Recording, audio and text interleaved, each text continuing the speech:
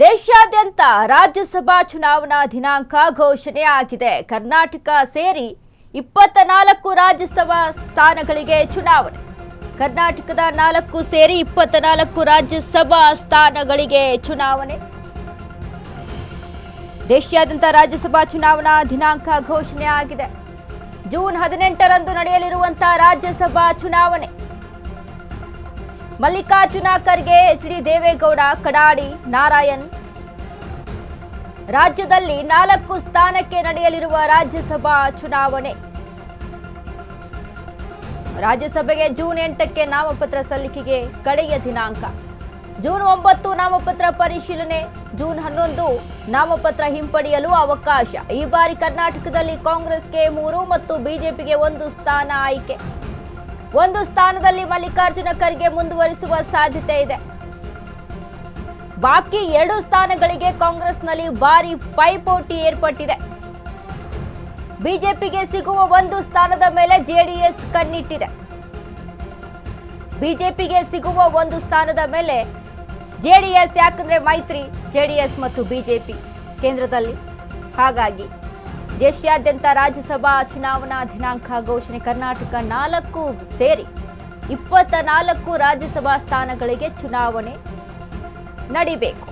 June 18ರಂದು ನಡೆಯಲಿರುವಂತಹ Rajya Sabha ಚುನಾವಣೆ. Mallikarjuna Kharge, H D. Deve Gowda, Kadadi Narayan. ರಾಜ್ಯದಲ್ಲಿ 4 ಸ್ಥಾನಕ್ಕೆ ನಡೆಯಲಿರುವ ರಾಜ್ಯಸಭಾ ಚುನಾವಣೆ. ರಾಜ್ಯಸಭೆಗೆ ಜೂನ್ 8ಕ್ಕೆ ನಾಮಪತ್ರ ಸಲ್ಲಿಕೆಗೆ ಕಡೆಯ ದಿನಾಂಕ. ಜೂನ್ 9 ನಾಮಪತ್ರ ಪರಿಶೀಲನೆ ಆಗುತ್ತೆ. ಜೂನ್ 11 ನಾಮಪತ್ರ ವಾಪಸ್ಗೆ ಕೊನೆಯ ದಿನ ಇರುತ್ತೆ. ಗಮನಿಸ್ತಾ ಇದ್ದೀವಿ ನಾವು ರಾಜ್ಯಸಭಾ ಚುನಾವಣೆಯ ಟೈಮ್ ಟೇಬಲ್ ಅನ್ನ.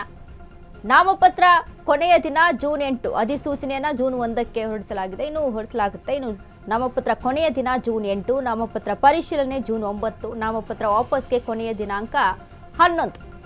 ಈಗಾಗಲೇ 4 ಸ್ಥಾನಗಳಲ್ಲಿ ಕರ್ನಾಟಕ ಸೇರಿದಂತೆ ಒಟ್ಟು 24 ರಾಜ್ಯಸಭಾ ಸ್ಥಾನಗಳಿಗೆ ಚುನಾವಣೆ ನಡೆಯುವಂಥದ್ದು. ಕರ್ನಾಟಕದಲ್ಲಿ ಮಲ್ಲಿಕಾರ್ಜುನ ಖರ್ಗೆ, ಎಚ್.ಡಿ. ದೇವೇಗೌಡ, ಕಡಾಡಿ ನಾರಾಯಣ್. ಇನ್ನು 1 ಸ್ಥಾನದಲ್ಲಿ ಮಲ್ಲಿಕಾರ್ಜುನ ಖರ್ಗೆ ಮುಂದುವರಿಸುವ ಸಾಧ್ಯತೆ ಕಾಣಿಸ್ತಾ ಇದೆ.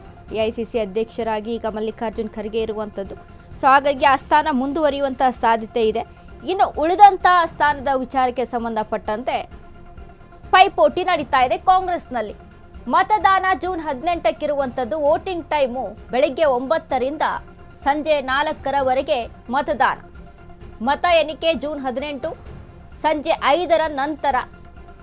ಚುನಾವಣೆ ಪ್ರಕ್ರಿಯೆ ಅಂತ್ಯ ಆಗೋದು ಜೂನ್ 20ಕ್ಕೆ. ಒಟ್ಟಾರೆಯಾಗಿ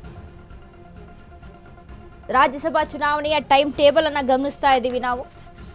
ಕರ್ನಾಟಕದಲ್ಲಿ 4, ಗುಜರಾತ್ನಲ್ಲಿ 4, ಮಧ್ಯಪ್ರದೇಶ 3, ಮಣಿಪುರ 1. ರಾಜ್ಯಸಭೆ ಎಲೆಕ್ಷನ್ ಯಾವ ರಾಜ್ಯ ಎಷ್ಟು ಸ್ಥಾನ ಅಂತ ನಾವು ಗಮನಿಸೋದಾದ್ರೆ ಕರ್ನಾಟಕದಲ್ಲಿ 4 ಇದೆ. ಇನ್ನು ಗುಜರಾತಲ್ಲೂ ಕೂಡ 4 ಸ್ಥಾನ, ಮಧ್ಯಪ್ರದೇಶದಲ್ಲಿ 3 ಸ್ಥಾನ, ಮಣಿಪುರ 1 ಸ್ಥಾನ ಇರುವಂಥದ್ದು. ಇನ್ನು ಅರುಣಾಚಲ 1, ಆಂಧ್ರ ಪ್ರದೇಶ 4, ರಾಜಸ್ಥಾನದಲ್ಲಿ 3, ಜಾರ್ಖಂಡ 2. ರಾಜಸ್ಥಾನ 3, ಜಾರ್ಖಂಡ್ 2 ಸ್ಥಾನ. ಆಂಧ್ರ ಪ್ರದೇಶ 4, ರಾಜಸ್ಥಾನ 3, ಮೇಘಾಲಯ 1, ಮಿಜೋರಾಂ 1. ಒಟ್ಟಾರೆಯಾಗಿ 24 ಸ್ಥಾನಗಳು ರಾಜ್ಯಸಭಾ ಸ್ಥಾನಗಳು. ಇನ್ನು ಕರ್ನಾಟಕದಲ್ಲಿ 4 ಇದ್ದರೆ ಗುಜರಾತಲ್ಲಿ 4, ಮಧ್ಯಪ್ರದೇಶ 3. ಕರ್ನಾಟಕದಲ್ಲಿ ನೋಡಿ ಮಲ್ಲಿಕಾರ್ಜುನ ಖರ್ಗೆ, ಕಡಾಡಿ ನಾರಾಯಣ್. ಕರ್ನಾಟಕದಿಂದ ಯಾರು ನಿವೃತ್ತಿ? ಎಚ್.ಡಿ. ದೇವೇಗೌಡರು ಜೆಡಿಎಸ್ನಿಂದ, ಮಲ್ಲಿಕಾರ್ಜುನ ಖರ್ಗೆ ಕಾಂಗ್ರೆಸ್ಸು, ನಾರಾಯಣ ಕೊರಗಪ್ಪ ಬಿಜೆಪಿ, ಈರಣ್ಣ ಕಡಾಡಿ ಬಿಜೆಪಿ. 4 ಸ್ಥಾನ ಇದೆಯಲ್ಲ, ಎಚ್.ಡಿ. ದೇವೇಗೌಡರು ಮತ್ತು ಮಲ್ಲಿಕಾರ್ಜುನ ಖರ್ಗೆ, ನಾರಾಯಣ ಕೊರಗಪ್ಪ, ಈರಣ್ಣ ಕಡಾಡಿ. 4 ಸ್ಥಾನಗಳು. 4 ಸ್ಥಾನಗಳ ಎಲೆಕ್ಷನ್ ಆಗಬೇಕು. ಈಗ ಯಾವ್ಯಾವ ಸ್ಥಾನಕ್ಕೆ ಯಾರು ಅನ್ನುವಂಥ ವಿಚಾರಕ್ಕೆ ಸಂಬಂಧಪಟ್ಟಂತೆ ಜಾಸ್ತಿ ಪೈಪೋಟಿ ನಡೀತಾ ಇದೆ ಕಾಂಗ್ರೆಸ್ನಲ್ಲಿ.